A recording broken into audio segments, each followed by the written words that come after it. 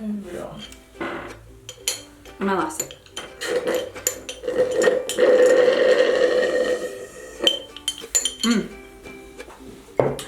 That's all. Now I can start. Have you ever gotten a telemarketer call or a spam call or even a robocall and you wondered, how did this person even get my number to begin with? Who are they? Where do they even come from? Well, there's this case out of New Jersey that kind of sheds some light on how all of this works. So these three brothers in New Jersey are actually in a lot of hot water. And the reason being is that they actually violated a rule that the FTC, which is the Federal Trade Commission, has in place where telemarketers cannot call certain numbers that are on this do not call registry.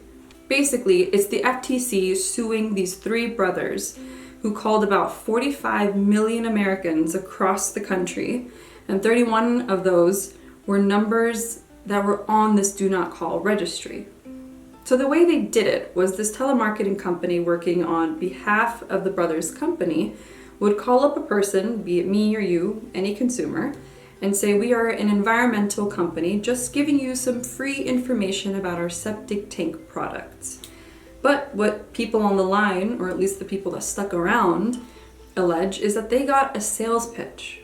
So in order to really understand what's wrong with all of this, we have to kind of understand who the FTC is and what is this do not call registry. So the Federal Trade Commission is a government body that basically regulates and controls this do not call registry.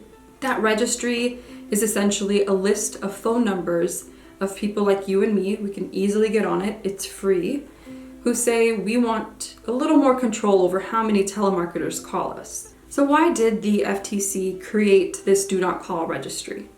Well, it was launched in 2003 with the main goal of allowing the consumer the option of whether or not they wanted to get telemarketing calls. It also came after this 3-year review of the telemarketing sales rule.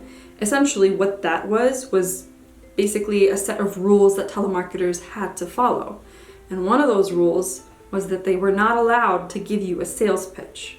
The whole creation of the registry was born out of a set of workshops, a set of briefings, and about 64,000 public comments, all saying we need a registry like this to limit and control the amount of telemarketing calls that we get. So how does the registry work? Well, it's pretty simple. You go to the FTC's website, you sign up, you put your home phone number or your cell phone number in, and you should essentially see a limit in the amount of telemarketing calls that you get. However, this does not include scammers who ignore the do not call registry. There's no way of regulating that, and there's no way of controlling it, really. Now, they do say somewhere on their website that if you get a spam call and you actually end up following the call and you pay to this like faraway entity, that you can, file a report or claim and put it in there, but there's no way of really tracking that. Now, there are a list of people who are allowed to call you that you can't really get away from. And it's political calls, charitable calls, purely information calls, even debt collectors. No way running away from that one. And survey calls. But again, none of these people who are allowed to call you can include a sales pitch. That is the main, in caps, big. They cannot include a sales pitch. They cannot call to sell you something. So you're probably wondering, okay, cool, I can limit telemarketers. But you probably are also not getting as many telemarketing calls as you are getting spam calls. So you wonder, okay, well, how did they get my number to begin with? Is there any way to get it blocked? No, there is no way to get it blocked. How they get your number, though, is completely random. So generally speaking, it's not that they got your number, it's that they're actually just trying a set of numbers and a whole combination just going down the line. But watch this clip from CTV News that explains it better than me. Well, a number of you are just curious how scammers get our phone numbers to begin with. Here's how it works. I reached out to SaskTel. They call it smishing, and here's how it happens. It's the same way scammers try to get your phone number. They Google an area code, say Saskatchewan, they find 306 and 639. Then what they're looking for is called an NXX. That's the next three numbers in the sequence. For this, we'll use 555 because movies like to use that. After they find that, it's pretty simple. Or they just put every number in from 0 to 999 and start sending. So yeah, you see, scammers get your number because it's literally random. There's no way of dodging it. There's no way of missing it. I mean, we've seen some of those TikTok videos of people who answer the scammer and then they start going through and playing along and then the scammer gets really annoyed. I have a visa. Hello? Hello?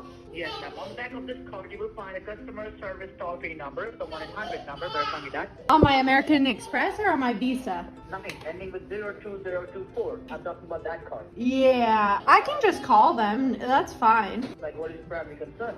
Oh, I thought that I owed you guys $5,000.